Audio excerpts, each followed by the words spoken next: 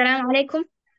عليك السلام سلام. ورحمة الله وبركاته. بخير بي؟ فاطمة. سلامة ديالكم من ما وصل. الحمد لله. شلوني باشا يشكر؟ والله الحمد لله. يا أخو بخير بي. ويستم مفاجئ في كما سبراتي ناخوش من دايك ليريا ما مصابين. أري أري والله ما وصل بانكي كم. كوان آخر بقى إيش بدو لا سيقسيبك. لا والله نازل بس مكاني بس لسه بانكي ده كم. نا زاني شزاري بقى زاني خوتي من بارخان باسي أزموني خوت ما بوكا ليش خلاك بتمام. تنك بركر لكاتي خلاكات تنك اللي بركر دواي خلاكا تشيت قراو تنك اللي بركر دو يسوز عشان تمام ما وصل. سرتا من بيش بجداري مخلوب كم بوكو شي وازا كلاسيكي بسم كم. الله الرحمن الرحيم كبار الشيطان والله ما وصل كده بس زيارة ناتية. زي بحش تمام ما وصل بس بي كم. بسم الله الرحمن الرحيم. أو مزار الدنك. زين سرتا من بيجوي دەست بە خولەکە کەم وەکو شێوازە کلاسیکەکە 5 جزء بە ساڵێک هەر 5 جزء و ساڵێک دەکا بە 6 ساڵ قورئان تەواوەکەی. ئیتر دوای ئەوەی بەشداری خولەکەم کرد و ئەوانە 10 ساڵم بەو دوو مانگە لەبەر کرد بەو 2 هەفتەیە دوای ئیسەوە شكل 15 لەبەرە. ده جزء اللي بركل لو دو مانجا بەڵێ او كرانان تاكلو كل بركردن اتيشتوا بەڵێ لە ڕاهێنانەکانە دەم کرد یعنی بۆ لە ڕاهێنانەکانە لەبەرکردنمە کرد و ڕاجعشمە کردەوە. وراجعش تكردوا كرتا 15 جزء بەڵێ دوای ئەوەی کە خولەکە تەواو بوو جەوا بوو ڕاوێژم بە بەڕێستان کرد قەلەقیە کەوتوتم لەوەر دەرسی مەکتەب و ئەوانە نازانم ئێوەش وتان بە دڵناییەوە قورئانەکە هەڵبژێرن. دوای ئەوە دەستم بە لەبەرکردن کرد. بله الحەمدولیلە لە ماوەی 9 ڕۆژ 10 جوزئم لەبەر کرد. ئێستا لما حالیان عودتي هەتا 10 ڕۆژ یعنی 9 ڕۆژ ما شاء الله و تبارك الله ڕۆژی کۆتایی کە دەکات دەیەم ڕۆژ ڕێک 5 جوزئم لەبەر کرد ئەوەندە خۆش ببوو لەبەرکردن لەلام وام لێ هاتووە ئەوەندە خێرا ببوو وەک ئەوەی مامۆستا چۆن مدمن ببووم دەموت دەیت خوا جوزئێت کەش نەوەڵا نەختێت کەش لاپەڕەیەت کەش یعنی ئەوەندە حسك خۆش ببوو التوراة لەبەرکردن. حسك التوراة وإنجيل وزبور وأناش لبركة يعني ها القرآن بەو بون پارستەکەی مامۆستا ڕێک وا بوو جا فەرموودەشم نێشتوان دەم لەبەرکرد بوو. ما شاء الله تبارك الله ما وصل نتيفان لما هاي صالك بين جزء لما هاي دو مانجا ده جزء أما سنة أو 15 جزء پانزە لما هاي نور رجع ده جزء إلى بركة فاينل ما شاء الله. أو اللي ياري كوتنيل بين جزء واتسن لا برا نزيكي صوت لا برا بەڵێ استشوني الله مراجعة ما كي تبناكي لبيرت شو موضوعك وەڵا ئیستا مامۆستا چونکە لەبەرکردنم ئەوەنە خێرا بوو توانیم لە ماوەی 3 خولەکە 3 لاپەڕوونی مراجعە ینی 3 لاپەڕوونی بە لەبەرکردن کە ئەوها خێرا بوو بووم لە ڕۆژی کۆتایی 3 لاپەڕوونی و اینجا دوای ئەوە لە مراجعەکردنەوەکە نزیکەی ڕۆژی 4 جزء ئەوە مراجعەمە کردەوە ما شاء بۆی الله لەعنیها تەثبیت بێتەوە لەلام تثبيت هەتا شو وەکو چەند سوورەتێکیش دەستم پێ کرد بە ژمارەی ئاەت و لاپەڕە و سەری خوار و ئەمانەی هەمووی. ما شاء الله إيه ما شاء الله تبارك الله يا خو بارك بي اینجا باشا عەفەن إيه بەرمەوەسە يا توبة ده وەڵامی مامۆستا ئێوە لەوانەیە خۆتان ئاگاتان لێ نەبێ بەڵام من طبعا لەبەرکردن و ئەوانە زۆر جار پەشیمان بوونەوە دەکەوێت و وەک خۆتان وتان حەز مێشک هەموو کات لایەن ئاسانەکە هەڵەبژێرێ. ئێوە هەندێرێکی من بوون ئەویش چۆن لە چالاکردنەوەکەیە کە بەیتان بەنمونە ئەهێناوە یاخود خۆتان شیتانە کردەوە من زۆر حەزم توێ ئیتر وەگەوە بدەم پێشیرم بوو دەسم بە لە بەیت لەبەرکردن کرد. ڕۆژێکیان بەیتێکی ئیبن جەزەری کەوتە بەردەسم کە فەرموێ فالإنسان ليس يشرف إلا بما يحفظه ويعرفه لذاك كان حامل القرآن أشراف الأمة أولي الإحسان وإنهم في الناس أهل الله وإن ربنا بهم يباهي وقال في القرآن عنهم وكفى بأنه أورثه من اصطفى. طبعا هرجاري تفسيري أو بيتانا بمشك دادهات يعني أون ده حد زياتر دولة لبركردن دمود أهل الله آخر زور كوشة. ما شاء الله زور الله. زور بيتك عايش زور خوش بيت يا خوان بارك الله شو تبيت شو لبر كردو فرمودا باشا ما شاء يخش الله. هذيك دوباره كراوات بخوا زور خوشی. ما ساعته زور خوشی شده. خب آخر دوباره كودي كراوات هر خوارد حدا كم كودي بيلي بيربح. أو رجل ما شاء دايك الله. أو رجل دايك تضاكي طاو كردو خودی خوا. كودي داو بيان ما وصل أو آه. رجل كي طاو كرد لا يخو غوشت ومامسي شو كودي يعني بكردو وەزە ئەوە باشە پێغەمبەری خوا خۆشیە صلی الله عليه وسلم بۆیە یخوات حەزی لێ بوو. هەدەی بەیتەکانمان دووە کەوتخوا فەلئینسان بتاوان لەیس مامۆستا يشرف بتاوان. فالإنسان ليس يشرف إلا بما يحفظه ويعرف،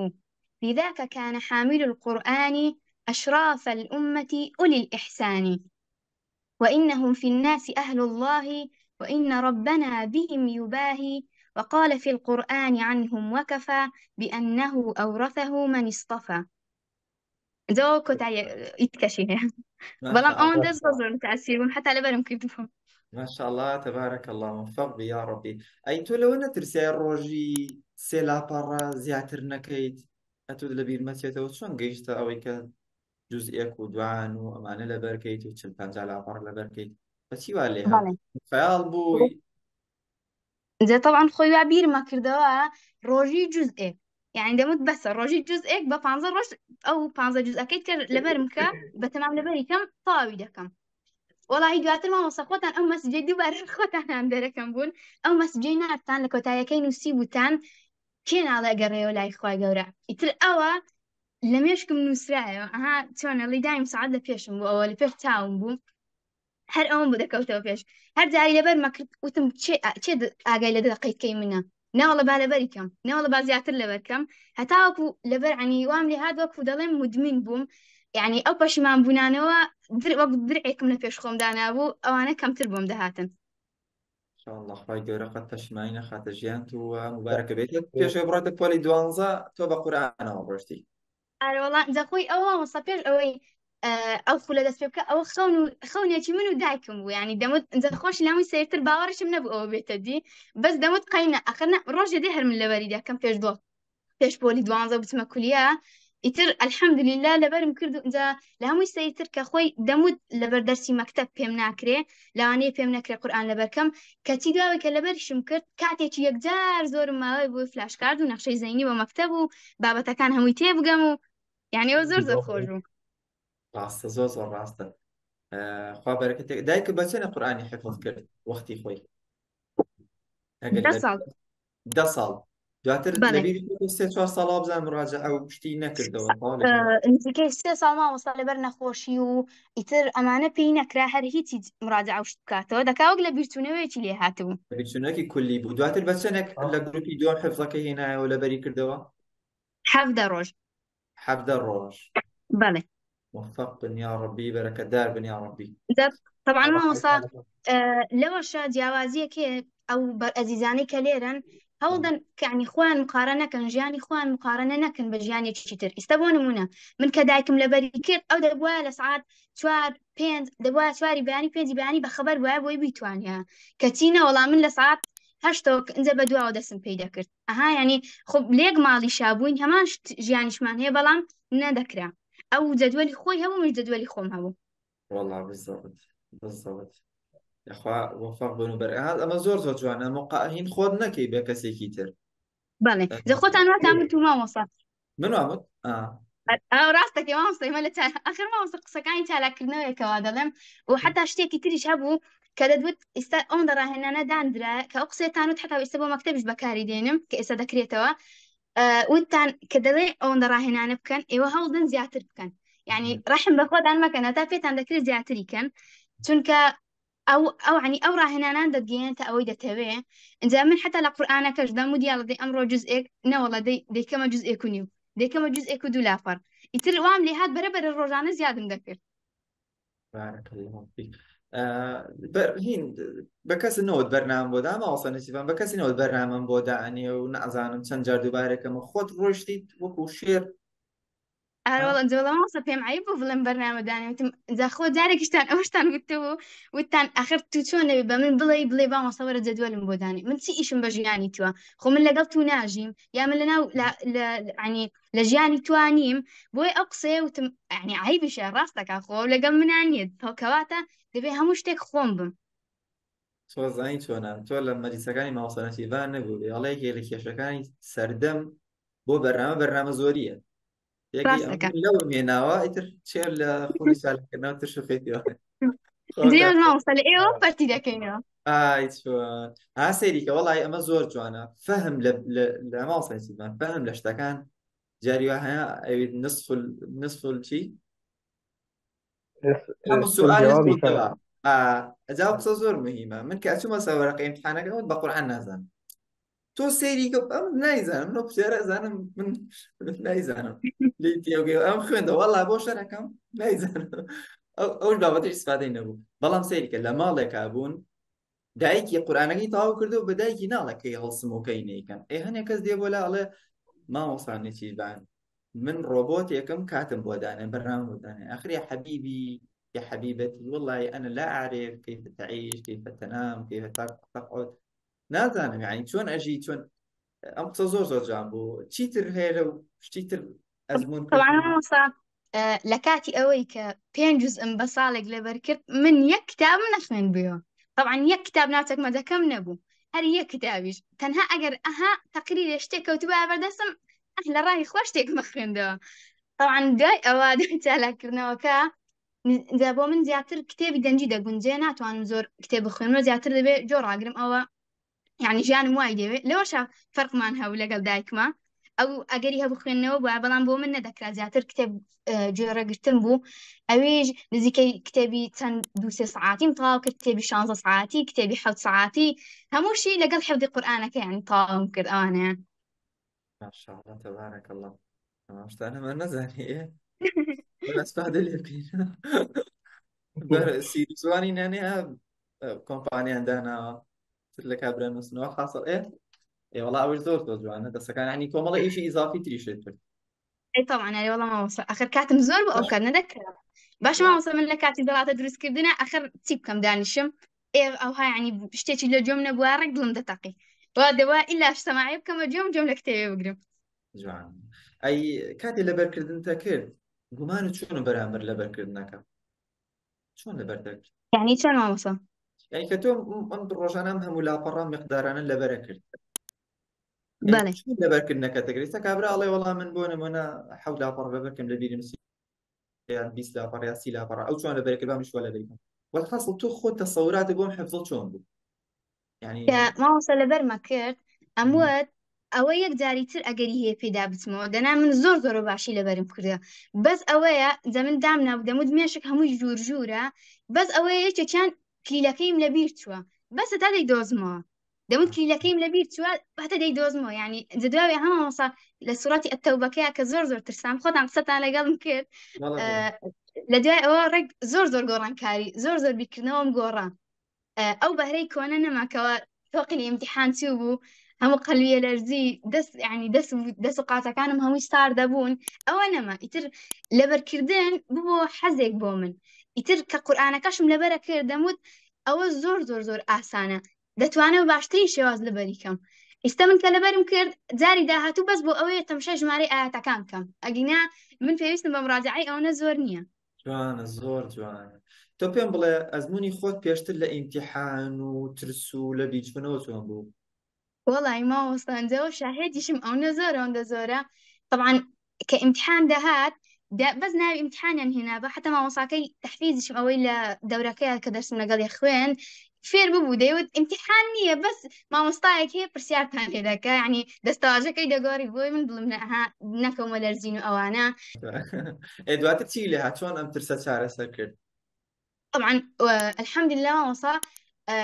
هەمە مامۆستا بەهای فەرموودە ئیمتحانێکیان دانا ئەوەی ئەو بزانم هەشتەم بوو ئەوەیان من بەس بۆ خۆشی خۆم کتێبەکەیم خوێندەوە تم زانم چیە خوێنم چی لەبەرەکەن وام کرد کتێبەکەم قەپات کرد ڕێک فەرموودەکانم لەبەر کردبوو طبعا وتم وڵای دەچمە ئیمتیحان مادەم تەمەنی منیش بە ئەوەندە گەورە نییە چوومە ئیمتیحانەکە طبعا یەکەم جار بوو ئەوەندە ریلاکس بووم هەر زۆر يعني زۆر وەک دەڵێ گاڵتەم بە شتەکە هاتبوو دەموت یعنی سە چییە وەرەقەیە کە جواب بۆ دەمەوە سەلام خۆ تیارە نییە حتا وەکوکەوە بۆ یەکێکی تری لەگەر قورئان بڵێمەوە زۆر ئاسایی بووە لەلام چونکە ئەو قسەی کەوتان خۆ قورئان بۆ ئەو لەبەر ناکەیت و بۆ خۆت لەبەریەکەی ئەو ممتازەی کەوەری دەگری دێتە ناو قەبرەکەت لەگەڵت ئەو قسانە وامی لێ کرد ترسەکان زیاتر پەرد بن و ئیتر جارێت کە ڕێگەیان نەدۆزیەوە لای من ماشاء الله الحمد لله ئینسان لە هەورامی شۆ بوویتە کەرکووکێکی خۆتان هارە وەڵڵا مامۆستا نەختی هەولێر مامۆستا هەولێریش إخفاق فقدانك والله بالخوش يعني تو تصورات وقناعات القرآن بيكرنا ولا أيوة بان القرآن أجينا بلى. ماشي تياتر نبو ده كيلو يا خوي كيلو شتى نعم والله. الحمد لله يا أخوة ده والله ما سكان صدقت قال أو برهمي كودي زردة. لا بريك ودي أنا كيتي يا أخوة كودي سخافتي قرد الله أو صوتي شيء قربيت هولير تشتي هنا ما كودي زردي بودا كم نجتم كودي زرد والله بكلاي أصلا ببزاي كان أو بكروكراي. كودي أو كودي لمن عابك هو بزانه لا لمن هو بزانه نايم أو حاجة أبدا كودي. الحمد لله شو ما زال بوك يا اسم زانه والله. يا أخي وتوفيق الدعاء ليه ما والله ما بقى شاء الله. ليه وبارك. عفوا ما وصل جملة نبو. ليه دايك ليه نسيك اللي توا أي طبعا هري والله ما وصل. أي ما وصل بشكل الأليفة غلط يمكن بلي نتاتك وراستيك. يعني ده قاعدة ده إذا بقى إيش بده سلامك ملوكا ها للجماعة والله هو ما وصل. فرم شاء الله إياك قصة كان هم اللي كان السلام عليكم ما شاء الله. عليك السلام ورحمة الله تاكي بهر بيك خان بخير بيتون باش نشكر سلامت بي يا ربي لخوش يا بني يا ربي وباش ما وصل باستان أحوالتان. كنا باستان كودي تون لما منطقة قرانو نكردوا وصام زوري كري الأخوة بس أنا زور زور باش ما وصل الأخوة بس زور زور لين ما سي باشا والله. قومش لين ما سي باشا قومش يا زور باش يور ما أنا بجوا. عافية تامة يا ربي بخير بين أخو فرحال راسي خالد بس. فشيكي قوريك بتاني لما لعائليك الحمد لله بهر دوب بهر داري إن شاء الله القرآن ينطاو كرد بيلم كلها إيوة سند الخوش أم هاوريانا شلون الخوش دعاء خيرك براسي تحس ما كانوا خوشيش باش كان إذا توش كما كي باسي خو بكبزانين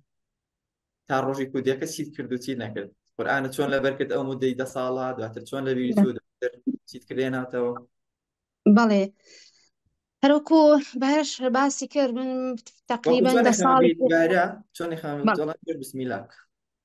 بەڵێ بسم الله الرحمن الرحيم بقى قبل من لسرتا تقريبا 10 ساڵم پێچوو يعني گەشتە 10 ساڵ و نەگەشت بەڵام بڵێن بێ 10 ساڵم پێچوو دواتر دوای 10 ساڵەکە بەس بە ئیتقانێکی ئەوهاش نەبوو دوای 10 ساڵەکە 3 ساڵ دابڕام دوای 3 دەست لەبەر ساڵەکە کرد 10 ساڵ ئیتقانەکەشی مەزبوط نەبوو ها نەخێر نەوەڵڵا مامۆستا ئیتقانەکەشی ها بەو شێوازە تەقلیدیەکە بوو کە چەند ساڵ هەر ئەوەی لە ڕاهاتون هەر ئەوەشمانە زانی مامۆستا سل جار بڵێەوە و 25 جاری بڵێەوە و 6 جاری بڵێەوە هەر وتیشمانەوە و قەنەعەت کە نازانم احتیمالە بۆ بەعضێ کەس یعنی ئیستفادەی هەو بەس بۆ من هەر هاتمۆ شوێنەکەی خۆم بەڕاستی هیچ شێوازێکی ئەوتانم دواتر کە الحەمدولillah خوای گەورە ئەو خولەی پێ ئاشنا کردم ڕەب العالەمین بۆی ناردم سپاس بخوای گەورە ئەو تەکنیک و ئەو ڕاهێنانانە زۆر شتی گۆڕی لە ژیانم زۆر شتی گۆڕی لە ژیانم طبعا هەر ڕاهێنانەکانش لەسەر قورئانەکە بوو منیشەم کرد هەموو لەسەر قورئان ڕاستە پێشووتر لە بیرم چوو بۆەوە تا ڕادێک یعنی بەس وەکو یەکێکیش نەبوو کە سەرەتا هات بخوێنێتەوە من چیمە کرد دووبارە بە ڕاوێژم بە جەنابشتان کرد نازەم تا چەنێو کاتی لە بیرتامە چکە پێشۆ چەند مانگێکە وتماوەستا من شتێکی ئاوایە وتی زۆر باشە مادام ئەگەر ئەوانی تر ئەگەر وەجهێک بە 20 دقە بێ دواتر ئەگە وەجهێک بە 15 دقە بێت تێ بکەیتە دوو وەجه بۆ زیاتریش ئیتر بزەوت من ئاوام کرد دواتر الحەمدولillah تا خولەکە تەواو بوو ئیتر خولی لەبەرکردنی قورئانەکە هاتە پێشمان دەستم بەوەشیان کرد بەس کە شتێکە زۆر ئێستاش بیری لێکەمەوە کە تو لەگەڵ لەم حازرەیەکە لەگەڵ مامۆستا نەسیروانە باستان کرد وتان ئەوەی کە بە هەر کاتێک لەبەری کردبێ دواتر بە ئەوەنەی کە لەبەری کردووە ئەگەر هەموو بێتەوە نیوەی کاتەکە دێتەوە وتم باوکە گیان من بە 10 ساڵ معنە دێوە 5 ساڵی کە ئەنجە بینمەوە دەی بە تەمان خۆخوای گەورە ئاسانی کە جا من 10 ساڵ تەسەوەر کە مامۆستا ئەو شتم بخۆتم من 10 ساڵ سەبرم گرت 5 هەر سەبرەگرم ئینشاءالله يعني دار ناوە 5 ساڵەکە شتێ لە ئەخنا قسەکانی جەنابتان زۆر ینی نازەم قسەکانم تاوەکتێ بە دڵ وەرمەگرت بەگوێی سەر نا بەگوێی دڵم وەرمەگرت ئیتر دواتر کە دەستم پێ کرد الحەمدولillah خۆشم نەمزانی چۆن بە 17 ڕۆژ هاتەوە لە یعنی خۆشم نەمەزانی ئێستاش یعنی هاتەوە 17 ڕۆژ یعنی زۆر سەیرم پێ هات من خۆشم یعنی زۆر سەیرم بە شتەکە هات نازانم شتێکی معجزە بوو یعنی لام زۆر زۆر خۆش بوو ئیتر ئەو ڕۆژی بووکەوە کودیەکەشمان کرد تا ڕۆژی كي تاو كنت باينة كي تسكت بو تقريبا ساعات وناس چەند من تقریبا سعات حەوت بووە بزانم حوتی بەیانی بۆ شتێکەوە بە 6 بوو حەوت بوو حتى نيورو هاتو شو نيتواني اشتري ابن الاخير وديكي دوا عرزها تصور کە مامۆستا هەتانی مۆڕۆکی ئەمەە هاتم و چووم و نەمەزانی لەم ژوورە چوومە ئەو ژوور لەو ژوورە چوومە ئەو ژوور دەهاتمەوە هەڵستامەوە دانیشتمەوە یعنی نەمەزانی حتا عن قسەشم بۆ نەدەهات بەس دەهاتم و دەچوو هەتا دوانزەینی مەڕۆ تەسەور کە هیچی یعنی هیچم بۆ لێ نەندرا باش دواتر ئەو کتێک کودیە فریان کەوت لەخوا بەسیات پێ كودي سبحان الله والله يني زوز خوش بخوا زاني لێرە گران بۆ مەوەستاپە زانی ئەو ڕۆژە دایکمە ئەی پرسی لە بازار گران بوو تأثيره هەری ئەمانە بوو هەری ئەمانە بوو أنا بخوا تأثيره من انستغرام بورصي غوريو بەخوا آخر ئەو سێنە گەورەیەکی لەخوا بترسەوە زات آخر شو زانا كاكا تو تأثيري جاب زانا بياني كودي دسك يا وتش العائلة ليري هسا دسك يا أخو أخوي قال مبارك كمان وصل براستي زور زود الخوشين يعني مش فقط عنك كدرت عنك خوشي كي تاورن ياتريش بهرخان أو خوشي الحمد لله إن كردوا يعني زۆر زۆر ڕاوەستا هەموو ئاواتم ئەوە بوو پێشەوەی بچێتە 12 یاخۆ پێشەوەی بچێتە کولیا هەموو قورئان لەبەرکە زۆر زۆر ئاواتم لە 2 ساڵیەوە خەریکم لەگەڵی ئێستا ژوادەنگی سەڵتی ماوە لەگەڵی 2 ساڵی یا جیبال و ئەوی بیمانەوەت ئێستاش هەروە ماوە لەگەڵی یعنی هەموو شەوێک دەبووە چەند ئاەتێک گران لەبەریکەین لە مناڵی 2 ساڵت زمانی گرتیە ئەو لەگەڵیم هەموو ئاواتم بوو تا خوای گەورە الحەمدولله الحەمدولله بە شێوازێکی ئەوها يعني نەگەشتە 11 يعني الحمد لله سواز بخواي جورا الله يبارك وزيد يا ربي وجعلكم أينما كنتم إن شاء الله قال إيوة شاذي مامستا براستي ماندوبوني إيوة آوات أكاديمي زوجتي لرجيان مان قوري يا ربي خواي جورا باداش تامدتا فضل إخوايا براستي فضل إخوايا ولئن شكرتم لأزيدنكم والذين جاهدوا فينا لنهدينهم سبلنا فراسيا كسد جهاد كخوار كان يبو أكاتوا فمات بعد الحق إلى الضلال لدواء حق إلا قم رأي سما وصلت ودادنا هم بين شر صالت إلا بركرداتوا تصور ما كنت هم بأميد بيته وتيك شويته والله كقناعات دقور توانا كانوا قش بخوا خستئيش زور شد بخوا حتما جا ئێستا بۆ تەسبیتکردنەکەی زیاتر ئێستا وا خەریکی بە ژمارە ئاەت بە ژمارەکە و بە سوورەتەکە و بە ژمارەکە وەجهەکە و ئیتروا خەریکی ئەوەم نازانم ئێستاوا دووبارەوا دەزانم ئەمجارە قورئانێکی کەیە تام و لەزەتێکی کەیە یعنی کە ئەنەما چەند ساڵە ئێستا تام و لەزەتێکی زۆر کە بە ژمارەوە لە بەریەکەی کە بە وەجهەوە یعنی ئەوە زانی نازم تام و لەزەتێکی کەیە ئەو شێوازێکی کێ زۆر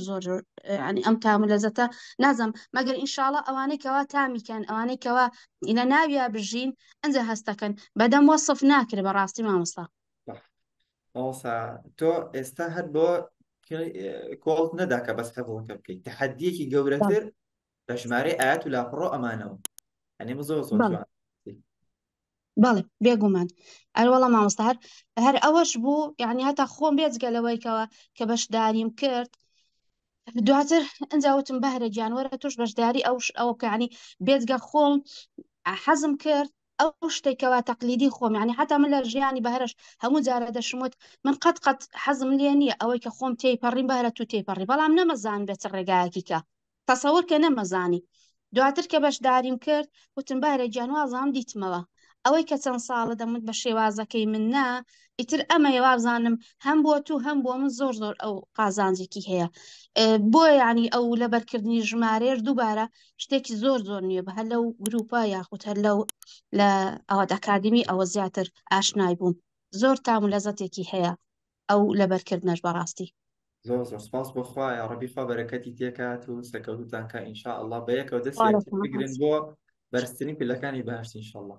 إلهي آمين لقال همو أوانك ويسجوان لما لا مجلسا يا ربي يا رب العالمين لقال إيوي برزش يا ربي عفوا ما مصطع بس يكش تكبو إنجازات كشم ببيدهات ما مصطع من طبعا درسي تجويد بدرس قرص وقران وتارة قدام درا لاي يعني أو شو نيم كمل يوم دخون يعني أنا قران بزور قرص بو بەڵێ دای خۆی چالاکردنەوەکە دوای کە قورئانەکە ئەوها خێرا بووم لە لەبەرکردن ڕۆژێکیان پێم نەکرا بچمە دەورەکەم ئیتر مامۆستاکەم تەلەفۆنی کرد بەس بە سەمعی یعنی وتی ڕاوستە مادەم تو ئەنجا مامۆستایان زۆر لێمە نزیکە تا ڕادەیەکی زۆر باش تێگا لە لەبەرکردنانە چونکە ئەم خولە و ئەو لەبەرکردنە شایانی ئەوە نی بە هەموو کەسێک بڵێ چونکە باوەڕی پێ ناکەن ئەنجا وتی ڕاوەستە مادەم تو ئەو هەلەبەرکردنت باش بووە بەس ینی بۆت دەڵێم نە هیچی نووسی نە هیچی کرد بەس بۆم بەدەم بۆ میوت منش بە سەمع جۆم ڕاگرت طبعا هەتاوەکو ئێستا ئەو حکمەیم هەلەبیر ماوە حتى دوای ئەوە يعني قەڵەم دەفتەر منیش لام نەبوو بەس جۆم ڕاگرتبوو ئەوش بە قسەی دەکرد دەدوت هاتمە محاضرە بەس محاضرەی تەجوید ماشاء الله تبارك الله ئینجازێکی تێیش ئارێ ئەمانە وەڵام مامۆستا ئەمانە ئەوەی کردو بە ئێمەشی ناڵێ یاخۆ بارەکەوێ وەڵا زۆر جوان الحەمدولله سەلامەت بیا خۆ مامۆستا گیان ئەمانە ئەمی کە تۆ قورئان لەبەر کردووە ئەبیاتی شعر لەبەر کردووە تەجویدی لەبەر کردووە فەرموودە لەبەر کردووە هیچ تەسیری کردووەتە سەر ئەوەی مێشکرد لاواز بێ و قەرەباڵغ بێ شتێ لەبیر چێتەوە یان هەستەکەت بوو جەوەڵای مامۆستا جارێکیان خزمێکمان تەلەفۆنی کردو بە دایکم وتی بووی باوک منداڵەکە دەڵێتن تو جارێ لەو عمرە قورئانی پێ لەبەر مەکە دوای مهشتی تێکەچێ ئەو کاتە خۆم خەنی کرد ئەوەندە پێ بکەنم بەوە دەموت ئەخر بە چ بیرکردنەوەیەک ئەو قسەیە دەکا چۆنە بێ يعني چۆن مێشک تێکەچێ بە لەبەرکردن بە لەبەرکردن مێشک هەر هاوەگەوەی بنزینی تێکەی هەر گەرمترێ بێ حسنت حسنت زۆر جوان خاڵێکە دایکە ئینشاءالله بۆ شتی گەورەتر و باشتر ئینشاء ڕەبی سەلامەت بنیا خۆ مامۆستا زۆر مەمنون زۆر خۆشحاڵم بە مداخلە جوانەکەتان و هەرچەکەم مەلیسەکەی خۆش و بەرەکەت و شەوق و اشتیاق کرد بەڕاستی بارەک الله سەلامەت بنیا سەلامەت العظیم دەستان خۆش بێ یا ڕەبی بە ناوی هەموو ستاف و هەموو خوشک و برایان و مامۆستا نەسیبان و ئەواتە کادی من هەر هەموویەوە پێزبایتان لێکین دوعا خێرمان هەیە بۆتان دنیا و ئاخیرەت زۆر مەمنون سەلامەت بنیا خۆ مامۆستا گیان جزاکم الله توفيق خير الداني مناش زياك يا ربي خوتو دايكو مالا كان سفاري يا ربي لا همو سەلامەت أريكو بن مامۆستا خامش گیان لەدەوری خۆتانە جزاكم الله كوتوبا زور ضمنا خوش زور فايت على نمونة زياك وليتاني قبولك أضعاف أويك لبرتان كردوا في تاني بلا زياك بشياء آمين يا رب آمين أجمعين دەستەکانتان خۆش بێخوا ئەگەر قسێکتان هەیە بە خۆشحاڵە بین ئەگەریش نەبە لا والله مامۆستا هیوادارم زۆر لە کاتمان نەگرت بن نا زۆر خۆشحاڵ بووین بەعکسەوە تەواو مامۆستا گیان حياكم الله بمێنن بەخێر مامۆستا یاڵە خوا حافظ لا ئێمە وەسەلام السلام عەلەیکم عليكم وعليكم السلام ورحمة الله وبركاته مامۆستا ئێوەستەکە مەلیسەکار ئەمە تاوا هەموو خۆی بەڵگە بوو هەموو خۆی قسە بوو هەموو خۆی عملی بوو لێرە بیوەستێنی بۆیان چۆنە مادویانەکەین خداي تبيني پرسیاری تریان كفاعة